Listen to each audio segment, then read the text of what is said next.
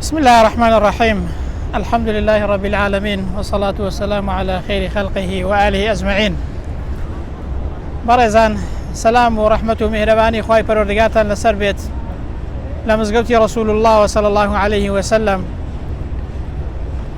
لە یەکێک لە فەرمایشتەکاندا هاتووە کە ئافرەتێک دێتە خزمەتی پێغەمبەری صلى الله عليه وسلم، دەڵێ ئەی پێغەمبەری خوای کوڕەکەم دارتاشە، ئەگەر دەتەوێت با میحرابێکت بۆ دروستکە لە کاتی وتارداردا بچێ سەر ئەو میحرابە و لەسەر ئەو میحرابەی وتاری بخوێنیەوە.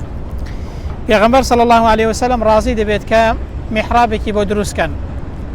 دوای ئەوەی کە میحرابەکەی بۆ دروست دەکەن، دیارە دارخورمایەک دارێک لەوێ هەبووە لە لای میحرابەکەی پێغەمبەری صلى الله عليه وسلم کە پێغەمبەر دەچێتە سەر ئەو میحرابەیە کە بۆی دروست دەکەن، ئەو دارەیە نووزەیەکی لێوە دێت. هاوڵانی پێغەمبەری صلى الله عليه وسلم لە ناو مزگەوتێ هەست بەو دەنگەی دەکەن کە لەو دارەیەوە دێت. سبحان الله، وەکو دەنگی گریانێکی نووزەیەکی لێوە دێت. پێغەمبەر صلى الله عليه وسلم لە کاتی وتارەکەی دابەزی، یەکسەر باوەشی بە دارەکەیدا کرد و ئەو جا دارەکە بێدەنگ بوو. جا پێغەمبەر صلى الله عليه وسلم فەرمووی ئەو زیکر و ئایەت و فەرمایشتەی کە لە لای ئەو دارەی دەخوێنراوە ڕۆژانی جومعەی، فەرمووی کاریگەر بوو ئەو دارەیە بەو فەرمایشتانە. ئەو جا فەرمووی سوێن بەخوای، ئەگەر باوەشم پێدا نەکردبایە حتا وەکو ڕۆژە قیامەتێ بێدەنگ نەدەبوو، هەر نووزەی داهات و گریانی دەهات. سبحان الله، چه زاتێکە، چه گەورەیەکە ئەو پێغەمبەرە صلى الله عليه وسلم. ئێستا ئەوەتە قبری ئەو پێغەمبەرە و میحرابی ئەو پێغەمبەرە لە پشتمانەوەیە.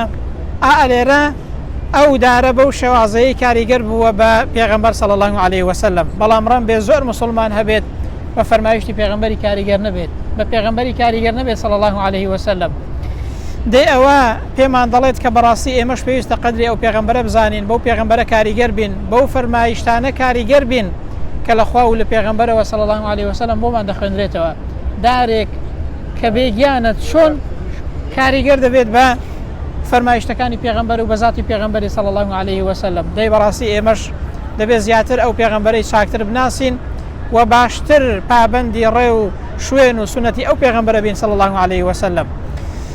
وصلى الله على سيدنا محمد وعلى آله وصحبه وسلم، والسلام عليكم ورحمة الله وبركاته.